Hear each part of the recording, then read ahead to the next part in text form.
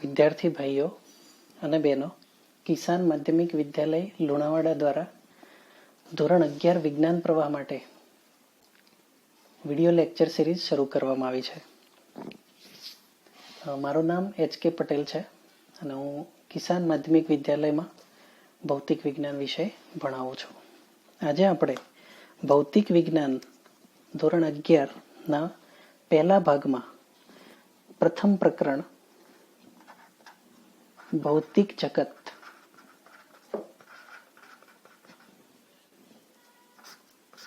વિશે સમજીશું. સૌથી પહેલા આપણે સમજીએ કે ભૌતિક વિજ્ઞાન શું છે.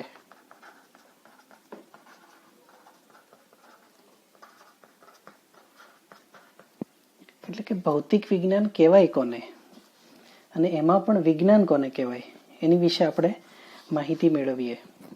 સામાન્ય રીતે આપણને ખબર છે કે ખૂબ મોટા સમયથી આપણે એવું કહી શકીએ કે આદિકાળથી જ્યારથી આ બ્રહ્માંડનું અસ્તિત્વ આવ્યું ત્યારથી મનુષ્ય જાતિને રાત્રે ચમકતા અવકાશીય પદાર્થો સામાન્ય રીતે કોઈને કોઈ રીતે આકર્ષિત કરતા રહ્યા છે. દિવસ અને રાત્રિ સતત રીતે નિયમિત રીતે પુનરાવર્તન પામે છે.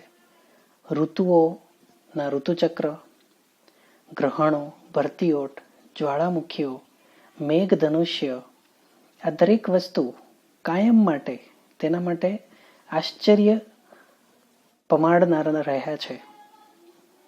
વિશ્વમાં એવી ઘણી બધી ઘટનાઓ છે, એવી ઘણી બધી વસ્તુઓ છે કે જે સતત મનુષ્યને અચરજ પમાડતી રહી છે. પ્રકૃતિના આવા આશ્ચર્યો અને વિસ્મયો પ્રત્યે મનુષ્ય સતત કલ્પનાશીલ અને જિજ્ઞાસાશીલ મગજથી અલગ અલગ રીતે પોતાના પ્રતિભાવ વ્યક્ત કરતો રહ્યો છે. હવે આપણે એ જોઈએ કે ખરેખર વિજ્ઞાન શું છે અને એના અર્થ કેટલા છે. સૌથી પહેલા આપણે એવું સમજીએ છીએ કે વિજ્ઞાન એટલે સાયન્સ. તો આ સાયન્સ શબ્દ શું છે? સાયન્સ શબ્દ એ લેટિન ભાષાના શબ્દ સિન્ટિયા પરથી અવતરિત થયો છે અને એનો અપભ્રંશ થઈને સાયન્સ શબ્દ બન્યો. આ જ શબ્દ આપણી સંસ્કૃત ભાષામાં વિજ્ઞાન તરીકે ઓળખાય છે અને અરબી ભાષામાં ઇલ્મ તરીકે ઓળખાય છે.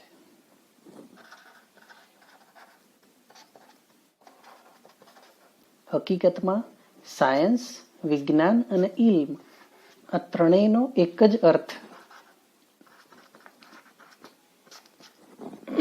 જાણવું એવો થાય છે.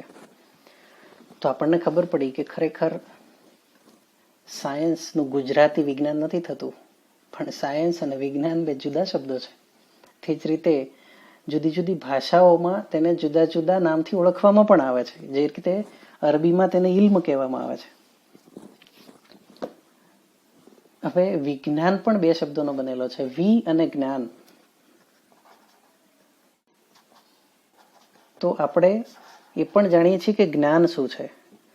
તો આપણે જ્ઞાન શું છે એ આપણે સમજી તો શકીએ જ છીએ.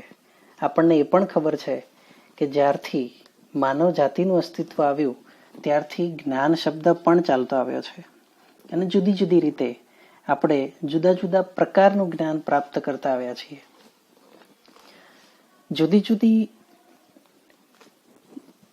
જે મનુષ્યો જુદી જુદી રીતે જુદી જુદી સંસ્કૃતિઓમાં વહેંચાયેલા રહ્યા, એમાં ઇજિપ્ત સંસ્કૃતિ, ભારતની સંસ્કૃતિ, ચીનની સંસ્કૃતિ, ગ્રીસ, મેસોપોટેમિયા, આવા જુદા જુદા દેશોની જુદી જુદી સંસ્કૃતિઓ અને સભ્યતાઓએ આ વિજ્ઞાનની પ્રગતિમાં ખૂબ મોટું યોગદાન આપ્યું છે. ત્યારબાદ લગભગ 16મી સદીમાં યુરોપમાં વિજ્ઞાનમાં ખૂબ મોટી પ્રગતિ થઈ અને અત્યારે આપણે જોઈએ છીએ કે લગભગ 20મી સદીના મધ્ય ભાગ પછી દરેક દેશ વૈજ્ઞાનિક સંશોધનોમાં ખૂબ મોટા ભાગે ખૂબ મોટા પાયે પોતપોતાનો ફાળો આપી રહ્યા છે. હવે આપણે જોઈએ કે વૈજ્ઞાનિક પદ્ધતિ વૈજ્ઞાનિક પદ્ધતિ શું છે. કેમ કે આપણે જાણીએ છીએ કે કોઈ પણ વસ્તુને સમજવી હોય તો હવે તો એક શબ્દ કોમન થઈ ગયો છે કે વૈજ્ઞાનિક રીતે આને કઈ રીતે સમજાવી શકાય. કોઈ પણ વસ્તુ હોય, અત્યાર સુધી જેને આપણે અંધશ્રદ્ધા કહેતા હતા એ દરેક વસ્તુ હવે વૈજ્ઞાનિક રીતે સમજાવી શકાય છે. અને એના ઘણા બધા ઉદાહરણ છે, કોઈ વાર આપણે ઊંડાણપૂર્વક જોઈશું. અત્યારે આપણે એ સમજીએ કે વૈજ્ઞાનિક પદ્ધતિ શું છે. તો કે વિજ્ઞાન એ કુદરતી ઘટનાઓને શક્ય તેટલી વિસ્તૃત અને ઊંડાણપૂર્વક સમજવા માટે કરવામાં આવતો સુવ્યવસ્થિત પ્રયત્ન જ માત્ર છે.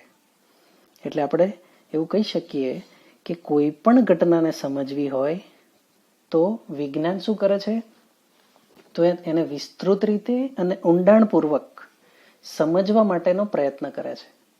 બરાબર છે. એનું એક નાનું ઉદાહરણ લઈએ. કોઈ પણ ખગોળીય ઘટના આપણે સમજવી હોય તો આપણે શું કરીએ છીએ. સામાન્ય રીતે સપોઝ આપણે ચંદ્રની કળાઓને સમજવી છે તો આપણે શું કરીએ, ચંદ્ર કઈ રીતે પૂર્ણ ચંદ્ર બનતો જાય છે અને પૂર્ણ ચંદ્ર બન્યા પછી કઈ રીતે એ ધીમે ધીમે ધીમે એની કળાઓ બદલતો જાય છે અને અમાવસ આવે છે. તો તમે જોશો કે દરરોજ એની કળાઓ બદલાતી જાય છે. એને આપણે ઊંડાણપૂર્વક જોતા જઈએ છીએ કે એમાં કેવા કેવા ફેરફારો થતા જાય છે. આ તમે હકીકતમાં આગલા ધોરણોની અંદર જોઈ ગયા છો એટલે મેં ઉદાહરણ આપ્યું. હવે તમે જોશો કે વૈજ્ઞાનિક પદ્ધતિમાં લગભગ આપણે જાણીએ છીએ કે માત્ર અવલોકનો એકલા નહીં, પણ અવલોકન ઉપરાંત એ અવલોકનો જે લીધા છે તે અવલોકનોને ઊંડાણપૂર્વક અભ્યાસ કરવો એ પણ ખૂબ જરૂરી છે. અને અવલોકન લેવા માટે વિવિધ પ્રકારના પ્રયોગો કરવા અને ત્યારબાદ આ જે અવલોકનો આપણે લીધા છે તેના ગુણાત્મક અને માત્રાત્મક તર્ક ગાણિતિક રીતે સાબિત કરવા અને ગાણિતિક રીતે સાબિત થયા પછી સિદ્ધાંત અથવા નિયમનું બનવું. આ ભૌતિક વિજ્ઞાનમાં એક ક્રમ છે. હવે જ્યારે કોઈ સિદ્ધાંત બની જાય ત્યારે આપણને ખબર છે કે એ સિદ્ધાંત કોને કહેવાય કે જે એક કરતા વધારે વસ્તુઓને લાગુ પડે અથવા એક જ પ્રકારની દરેક વસ્તુને એ સિદ્ધાંત વડે સમજાવી શકાય. જો આ સિદ્ધાંત એ વસ્તુને સમજાવવા માટે નિષ્ફળ જાય તો એ સિદ્ધાંત સાચો છે એમ કહી શકાતું નથી. તો પ્રશ્ન થાય, સિદ્ધાંત કઈ રીતે તારવવામાં આવે. તો ભૌતિક વિજ્ઞાનમાં અનુમાન અને કલ્પનાઓનું પણ સ્થાન છે. તો આપણે કોઈ પણ વસ્તુનું સંશોધન કરીએ ને એની પહેલા આપણે એના વિશે અનુમાન કરીએ છીએ. આપણા મગજની અંદર એના માટેની કોઈ કલ્પના હોય છે અને ત્યારબાદ એને આપણે પ્રાયોગિક સ્વરૂપે લાગુ પાડીએ છીએ. તો કોઈ પણ વસ્તુને જ્યારે આપણે સાબિત કરી શકીએ ને ત્યારે જ તે સિદ્ધાંતનું સ્વરૂપ લઈ શકે છે. એને આપણે અવલોકનો અને પ્રયોગો દ્વારા સત્ય છે તેમ ચકાસવું જરૂરી છે. હવે આપણે આ સિદ્ધાંતો અને અવલોકનો કઈ રીતે વિજ્ઞાનની પ્રગતિનો મુખ્ય આધાર બન્યા છે તેના વિશે થોડી ચર્ચા કરીએ.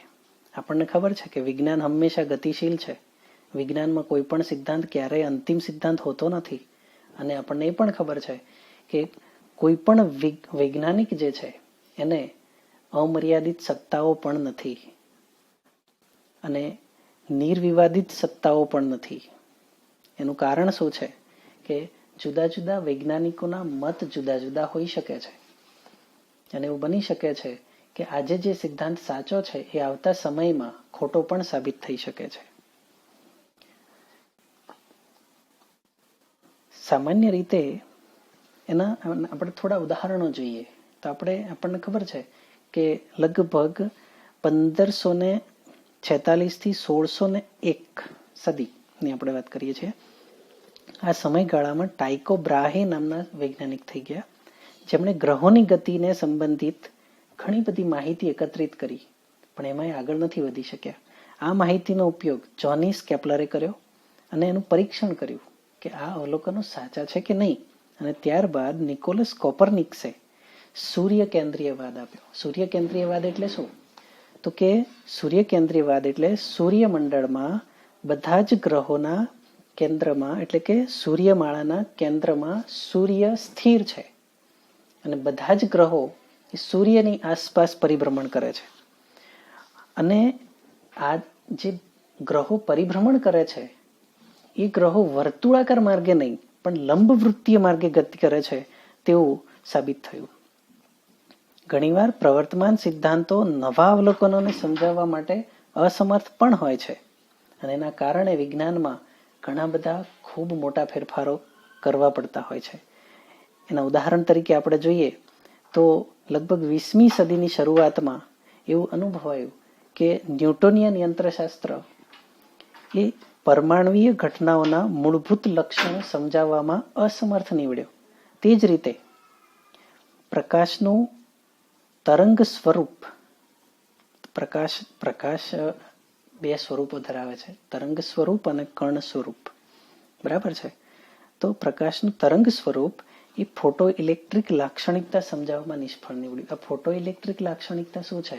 તો અત્યારે તમને ખબર છે કે સોલાર પેનલો એટલે કે સોલાર લાઇટ અત્યારે ખૂબ પ્રચલિત છે અને અત્યારે લગભગ દરેક ઘેર મોટા ભાગે રૂફટોપ લાગી ગયા છે.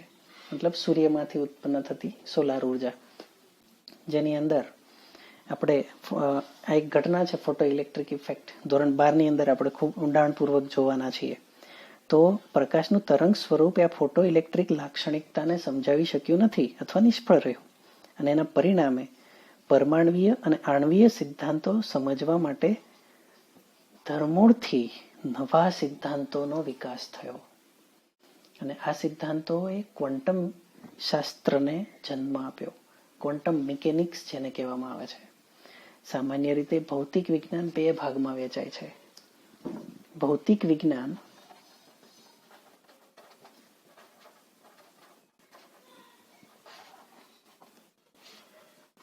પ્રચલિત ભૌતિક વિજ્ઞાન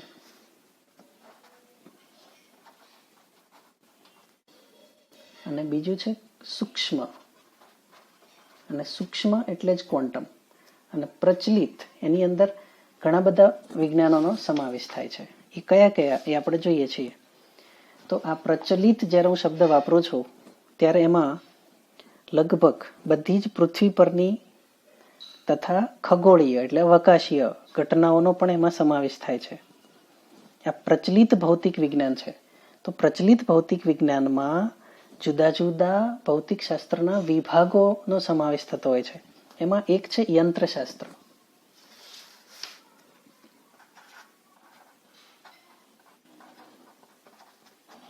આ યંત્રશાસ્ત્રની અંદર શેનો સમાવેશ થાય? તો આપણે જોઈએ, એક તમે આગલા ધોરણોની અંદર ગતિના નિયમો ભણ્યા, ન્યૂટનના ગતિના નિયમો, અને સાથે સાથે તમે ગુરુત્વાકર્ષણનો સિદ્ધાંત પણ ભણ્યા. તો ન્યૂટનના નિયમો છે, ગુરુત્વાકર્ષણનો નિયમ છે અથવા સિદ્ધાંત છે, કણોની ગતિ છે, દ્રઢ તથા વિરૂપણશીલ પદાર્થોની ગતિ, દ્રઢ પદાર્થો તથા વિરૂપણશીલ, વિરૂપણ એટલે કેવા? જેનો આકાર બદલાઈ શકે, જેના પરિમાણ બદલાઈ શકે, અને દ્રઢ એટલે કેવો? કે જેના પરિમાણ બદલી શકાતા નથી. આવા દરેક પદાર્થની ગતિની ચર્ચા યંત્રશાસ્ત્રમાં કરવામાં આવે છે. સાથે સાથે રોકેટ સાયન્સ આપણે કહીએ કે જેટ દ્વારા બહાર નીકળતા વાયુ વડે રોકેટનું આગળ વધવું. આપણને ખબર છે કે જેટ દ્વારા પાછળની બાજુથી વાયુઓ બહાર નીકળતા હોય ત્યારે જેમ જેમ એનો થ્રસ્ટ અથવા ધક્કો લાગે છે ત્યારે રોકેટ આગળ તરફ ગતિ કરે છે. સાથે સાથે એટલે કે જેટ દ્વારા બહાર નીકળતા વાયુ વડે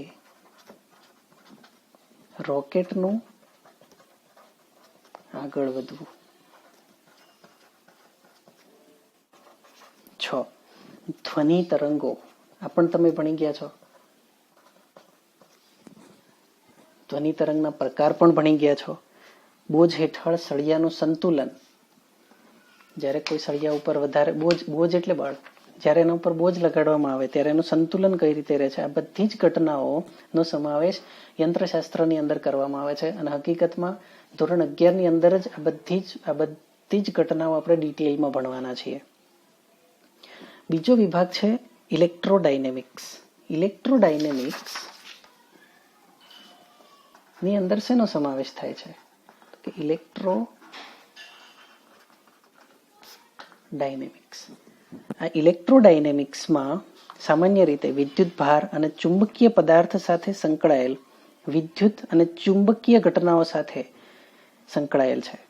વિદ્યુત ભારો, ચુંબકીય પદાર્થો એટલે મેગ્નેટ્સ, બરાબર છે, અને જે વિદ્યુત અને ચુંબકીય ઘટનાઓ છે એ બધું જ ઇલેક્ટ્રોડાયનેમિક્સમાં સમાવિષ્ટ છે. આ ઇલેક્ટ્રોડાયનેમિક્સના કેટલાક સિદ્ધાંતો છે એ કુલમ્બ, ઓર્સ્ટેડ, એમ્પિયર, ફેરાડે આ વૈજ્ઞાનિકોએ આપ્યા છે, જેમને આપણે પાયાના નિયમો કહીએ છીએ.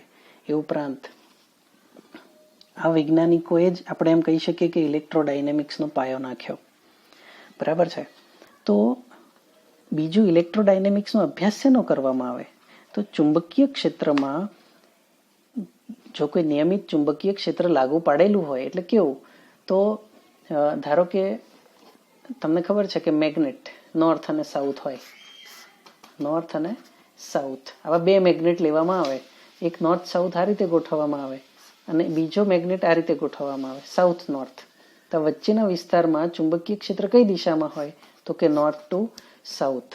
જો આ બે મેગ્નેટને ફિક્સ સ્થાને મૂકવામાં આવે તો વચ્ચેના વિસ્તારમાં નિયમિત ચુંબકીય ક્ષેત્ર લાગુ પાડેલું છે તેમ કહેવાય. તો નિયમિત ચુંબકીય ક્ષેત્રમાં જ્યારે કોઈ વિદ્યુત પ્રવાહ ધારિત તાર, કોઈ વીજ પ્રવાહ સુવાહક મૂકવામાં આવે તો એની ગતિને પણ ઇલેક્ટ્રોડાયનેમિક્સમાં સમજાવવામાં આવે છે. આપણે ધોરણ 12માં ભણીશું. એસી વોલ્ટેજ માટે પરિપથની વર્તણૂક. આપણા ઘરની અંદર જે લાઇટ આવે છે એ ઓલ્ટરનેટિંગ કરંટ છે એમ કહેવાય. Alternating current, AC current. કરંટના બે પ્રકાર છે, એસી અને ડીસી, ડાયરેક્ટ કરંટ અને ઓલ્ટરનેટિંગ કરંટ. તો આપણા ઘરમાં જે 240 વોલ્ટ 50 હર્ટ્ઝ, બરાબર છે, આવૃત્તિ વાળો જે લાઇટ આવે છે જેને આપણે લાઇટ કહેતા હોઈએ છીએ, તો એ ઓલ્ટરનેટિંગ કરંટ છે. અને એના જે પરિપથો છે એની વર્તણૂક ઇલેક્ટ્રોડાયનેમિક્સમાં સમજાવવામાં આવે છે. એ પણ ધોરણ 12માં આપણે ઊંડાણપૂર્વક સમજીશું. પછી એન્ટેનાની કાર્ય પદ્ધતિ. હવે એન્ટેના, રાઉટર આ બધા શબ્દોથી આપણે અવગત છીએ, તો એની પણ સમજૂતી આ વિભાગમાં આપવામાં આવે છે. એના થોડા આગળ તો કે આઇનોસ્ફિયરમાં રેડિયો તરંગોનું પ્રસરણ.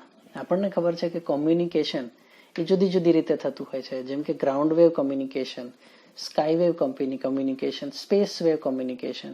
તેની અંદર જેને આપણે એમાં શું કરવામાં આવે છે તો કે એક ટાવર હોય જેના ઉપરથી જુદી જુદી આવૃત્તિના તરંગો ને પ્રસારિત કરવામાં આવે છે. આપણે જાણીએ ટીવીની અંદર જુદી જુદી ચેનલો જે આવે છે, આ જે ચેનલો છે એ જુદી જુદી આવૃત્તિઓનું એક બંચ છે જેને સ્પેસિફિક માધ્યમથી પ્રસારિત કરવામાં આવે છે. આ આવૃત્તિઓ આપણા ટીવીનું જે એન્ટેના છે એ રિસીવ કરે છે. એટલે હકીકતમાં અહીંયા બે ઘટનાઓ છે, ટ્રાન્સમિશન, રિસીવર. તો ટ્રાન્સમિટ જે કરે છે એને ટ્રાન્સમીટર કહેવામાં આવે છે, જે રિસીવ કરે છે એને રિસીવર કહેવામાં આવે છે. જૂના ટેલિફોન આપણને ખબર છે એમાં ટ્રાન્સમીટર અને રિસીવર બંને આવતા હતા. જે કાન પાસે હોય રિસીવર અને જે આપણા મોંની પાસે હોય એને ટ્રાન્સમીટર કહેવાતું હતું. તો આ જે ઘટનાઓ છે એમાં આઇનોસ્ફિયર પરથી પણ કેટલાક રેડિયો તરંગો કઈ રીતે પ્રસરણ પામે છે એની ડિટેલ આપણે ભૌતિક વિજ્ઞાનના આ વિભાગમાં કરતા હોઈએ છીએ. પ્રકાશશાસ્ત્ર ત્રીજો વિભાગ છે.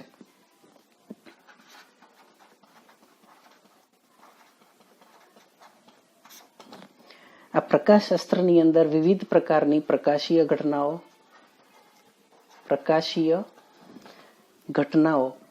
પ્રકાશીય ઉપકરણો. ઉપકરણો કયા તો કે ઉપકરણોમાં આપણે કહીએ છીએ માઇક્રોસ્કોપ, ટેલિસ્કોપ, વિવિધ પ્રકારના, બરાબર છે. સૂક્ષ્મદર્શક યંત્ર પણ કહી શકાય, કેમ કે હવે તો એનો પણ ઉપયોગ પ્રકાશશાસ્ત્ર એટલે કે વિવિધ પ્રકાશીય ઘટનાઓ દ્વારા થતું હોય છે. પ્રકાશનું વિભાજન. આપણે પ્રિઝમ વિશે જાણીએ છીએ કે પ્રિઝમ એ શું કરે છે, પ્રકાશનું વિભાજન કરે છે. તો આ વિવિધ પ્રકારની જે ઘટનાઓ છે એનો સમાવેશ પ્રકાશશાસ્ત્રમાં થાય છે. આ ઉપરાંત તરંગ પ્રકાશશાસ્ત્ર પણ છે. બીજો એક પ્રકાર છે થર્મોડાયનેમિક્સ. થર્મોડાયનેમિક્સની અંદર કોઈ પણ પદાર્થો વચ્ચે ઉષ્માની આપલે વિશેની સમજૂતી આપવામાં આવે છે. કોઈ પણ બે તંત્રના તાપમાન જુદા જુદા હોય અને એમને ભૌતિક રીતે સંપર્કમાં લાવવામાં આવે તો આપણે જાણીએ છીએ કે ઉષ્માનું વહન વધારે તાપમાનથી ઓછા તાપમાન તરફ થાય છે. તો આ ઉષ્માનું જે વહન થાય છે એના લીધે તાપમાનમાં ફેરફાર થતો હોય છે, અને એની સાથે જે તે તંત્રની આંતરિક ઉર્જા એટલે કે ઇન્ટરનલ એનર્જી વિશેની માહિતી પણ આપણે આ જ વિજ્ઞાનમાં મેળવીએ છીએ. આ ઉપરાંત એન્ટ્રોપી છે, બરાબર છે. એન્ટ્રોપી એ અવ્યવસ્થાનું માપ છે. આપણે કેમિસ્ટ્રીમાં એને ઊંડાણપૂર્વક સમજીએ છીએ. તો આ બધી ઘટનાઓ થર્મોડાયનેમિક્સમાં આવે છે. આ ઉપરાંત થર્મોડાયનેમિક્સના સિદ્ધાંતો પર આધારિત કેટલાક ઉપકરણો જેવા કે ઉષ્મા એન્જિન, રેફ્રિજરેટરની કાર્યક્ષમતા, આ બધું આપણે થર્મોડાયનેમિક્સમાં શીખીએ છીએ. આ ઉપરાંત રાસાયણિક પ્રક્રિયાઓની દિશા પણ આપણે થર્મોડાયનેમિક્સના સિદ્ધાંતથી જ સમજીએ છીએ. તો આજે જુદા જુદા વિભાગો આપણે જોયા એ બધા જ ભૌતિક વિજ્ઞાનના સ્થૂળ પ્રભાવ ક્ષેત્રમાં સમાવેશ થાય છે. આ ઉપરાંત બીજો વિભાગ મેં કહ્યો એ છે સૂક્ષ્મ, જેને હું ક્વોન્ટમ કહું છું, કે જેમાં આપણે પરમાણ્વિક, આણ્વિક અને ન્યુક્લિયર ઘટનાઓનો અભ્યાસ કરતા હોઈએ છીએ. અને એમાં જ આપણે કહ્યું તેમ કે જ્યારે આપણા પ્રચલિત યંત્રશાસ્ત્રના નિયમો સાચા ના સાબિત થઈ શક્યા ત્યારે જ ક્વોન્ટમ યંત્રશાસ્ત્રનો ઉદ્ભવ થયો. એટલે આ ક્વોન્ટમ યંત્રશાસ્ત્રના સિદ્ધાંતો છે એમ કહી શકાય, કે જેના દ્વારા પરમાણુઓ અને ન્યુક્લિયસના દ્રવ્યનું બંધારણ, સંરચના, ઇલેક્ટ્રોન, ફોટોન્સ અને બીજા ઘણા બધા, બરાબર છે, પ્રાથમિક કણો જેને કહીએ છીએ, એ બધાના આંતરક્રિયાઓનો અભ્યાસ પણ આમાં જ કરવામાં આવે છે. તો આપણે આજે જોયું તે ભૌતિક વિજ્ઞાનના જે રસપ્રદ પ્રભાવ ક્ષેત્રો છે એની ડિટેલ જોઈ. આ ઉપરાંત ભૌતિક વિજ્ઞાનની અંદર લંબાઈ, સમય અને દ્રવ્યમાન નો પણ સમાવેશ થાય છે. જેમ કે આપણે સપોઝ લંબાઈની વાત કરીએ તો સૌથી ઓછી લંબાઈ છે નહીં, તો સામાન્ય રીતે ન્યુક્લિયસની ત્રિજ્યા કહી શકીએ, અથવા ન્યુક્લિયસની અંદરના જે ઘટક કણો છે એ ઘટક કણોનો વિસ્તાર, બરાબર છે. તો એ સૌથી નાની લંબાઈ છે અને છે લગભગ 10⁻14 મીટર, કે જેની અંદર ઇલેક્ટ્રોન, પ્રોટોન વગેરે અંદર ગતિ કરતા હોય છે. એ આટલા જ વિસ્તારની અંદર કરતા હોય છે. આપણને ખબર છે કે પ્રોટોન્સ એ ન્યુક્લિયસની બહાર નીકળી શકતા નથી, તો ઇલેક્ટ્રોન્સ એ ન્યુક્લિયસની ફરતે, ન્યુક્લિયસ હોય તો ન્યુક્લિયસની ફરતે ઇલેક્ટ્રોન્સ ગતિ કરતા હોય છે. અને ન્યુક્લિયસની અંદર બે પ્રકારના કણ હોય છે, એક પ્રોટોન અને એક ન્યુટ્રોન, બરાબર છે. આ ઉપરાંત સૌથી, તો આને આપણે ઇલેક્ટ્રોન અથવા પ્રોટોન સાથે સાંકળીએ છીએ.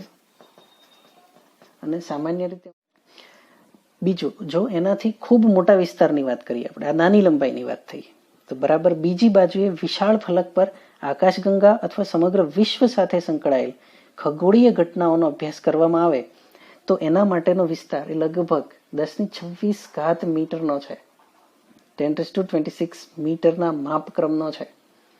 તો જો અહીંયા તમને બે પ્રકારની લંબાઈના માપક્રમ મળે, 10⁻14 સૌથી નાની અને 10⁻26 સૌથી મોટી લંબાઈનો માપક્રમ. આ બંનેનો જો આપણે ગુણોત્તર લઈએ તો લંબાઈના માપક્રમનો ગુણોત્તર એ લગભગ 10⁻26 ભાગ્યા 10⁻14, એટલે કેટલો થઈ જશે? 10⁻40 જેટલો થઈ જાય છે. એટલે લંબાઈના ગુણોત્તરનો માપક્રમ લગભગ 10⁻40 માપક્રમનો અથવા એનાથી વધારે થાય છે.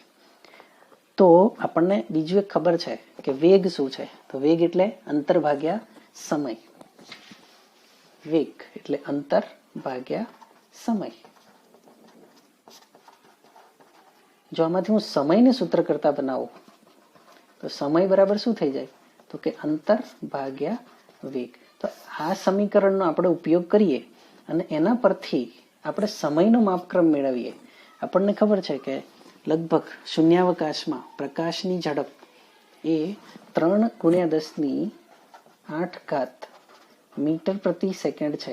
એટલે આપણે એવું કહી શકીએ કે પ્રકાશની ઝડપનો માપક્રમ લગભગ 10⁸ ક્રમનો છે. તો જો આપણે આ અંતર જે આપણે મેળવ્યું છે, આ લંબાઈનો માપક્રમ, એને વેગ, પ્રકાશના વેગના માપક્રમ વડે જો ભાગીએ તો આપણને સમયનો માપક્રમ મળી જાય. ચલો આપણે ટ્રાય કરીએ.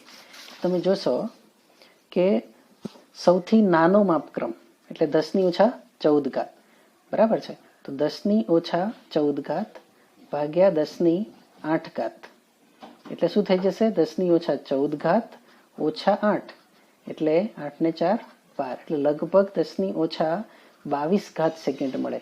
અને બીજો માપક્રમ કયો? તો કે 10⁻26 ઘાત. તો 10⁻26 ઘાતને 10⁸ ઘાત વડે ભાગવામાં આવે તો 10⁻26 - 8 બરાબર 10 કેટલી ઘાત થઈ જશે? 18 ઘાત. તો તમને સમયનો માપક્રમ મળ્યો લગભગ 10⁻22 ઘાત સેકન્ડ થી 10⁸ ઘાત સેકન્ડ. આ જે મૂલ્યો આપણે લઈ રહ્યા છીએ યાદ રાખવાના છે. MCQ અને એક વાક્યના પ્રશ્નોમાં એ પૂછી શકાય છે. આ ઉપરાંત દ્રવ્યમાનનો માપક્રમ પણ આપણને આપેલો છે. અને સામાન્ય રીતે દ્રવ્યમાન કોનું? તો કે સૌથી ઓછું દ્રવ્યમાન એ મૂળભૂત કણ એવા ઇલેક્ટ્રોનનું દ્રવ્યમાન તરીકે લેવામાં આવે છે.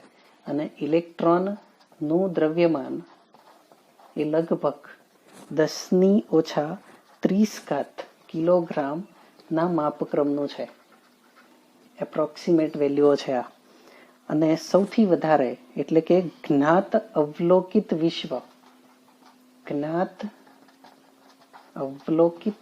વિશ્વનું દ્રવ્યમાન અને એ છે લગભગ 10⁻55 ઘાત કિલોગ્રામ. એટલે આપણે એવું કહી શકીએ કે દ્રવ્યમાનનો વિસ્તાર કેટલો? તો કે 10⁻30 ઘાત કિલોગ્રામ થી 10⁻55 ઘાત કિલોગ્રામ. તો આપણી પાસે હવે જુદી જુદી વેલ્યુઓ છે. અને એમાં છે એક સૌથી પહેલા લંબાઈનો વિસ્તાર જે 10⁻14 ઘાત મીટર થી 10⁻26 ઘાત મીટર, તેનો ગુણોત્તર 10⁻40 ઘાત, બરાબર છે. ત્યારબાદ સમયનો માપક્રમ 10⁻22 ઘાત થી 10⁻18 ઘાત સેકન્ડ. અને છેલ્લે દ્રવ્યમાનનો વિસ્તાર એટલે 10⁻30 ઘાત થી 10⁻55 ઘાત કિલોગ્રામ. તો આ જુદા જુદા માપક્રમ છે એ આપણે સમજવા જરૂરી છે. એવું કહેવાય છે કે ભૂમિગત ઘટનાઓ કે જે પૃથ્વી ઉપર ઘટે છે, આ ઘટનાઓ આ વિસ્તારના મધ્યમાં એટલે કે વચ્ચેના વિસ્તારમાં જ ક્યાંક હોય છે. એટલે આપણે આપે પીક વેલ્યુ લીધી એમ કહેવાય, નાનામાં નાની અને મોટામાં મોટી વેલ્યુ. એટલે કે નાનામાં નાની લંબાઈ કે જેનાથી ઓછી લંબાઈ શક્ય નથી અને મોટામાં મોટી લંબાઈ જેનાથી વધારે લંબાઈ શક્ય નથી. એટલે કે બધી જ ઘટનાઓ આ જ વિસ્તારોની અંદર ઘટતી હોવી જોઈએ.